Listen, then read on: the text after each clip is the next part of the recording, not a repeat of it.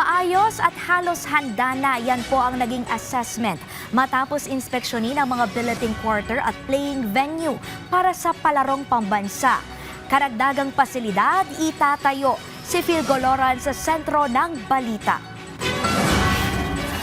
Inikot at ininspeksyon ng Technical and Facilities Cluster kasama sa DepEd Undersecretary Malcolm Garma, Palarong Pambansa Secretary General at mga opisyal ng provincial government sa Agusan del Sur ang mga billeting quarter at playing venue na gagamitin sa nalalapit na Palarong Pambansa 2026. Sinuri rito ang kondisyon sa loob ng mga billeting quarter, kalinisan ng kusina, comfort rooms, supply ng tubig, kuryente at iba pang pasilidad. Ang bawat billeting quarter ay may air conditioning units upang mas maging komportable ang pananatili ng mga atleta at mga opisyal habang ginaganap ang palaro. Ayon kay Yusek Garma, base sa kanilang assessment na isinagawang inspeksyon, maayos at halos handa na ang naturang quarters. Based on what I have seen and observed in the billeting quarters in Bayugan City and the 3 schools or 4 schools that we have already visited this morning.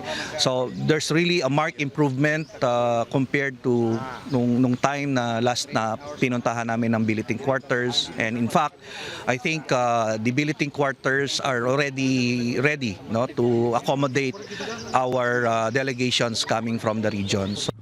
Samantala, nagbigay din ng tent ang provincial government ng Agusan del Sur sa Agusan del Sur National High School bilang karagdagang pasilidad para sa billeting quarter. Gagamitin itong kainan ng mga delegado na mananatili sa naturang paaralan.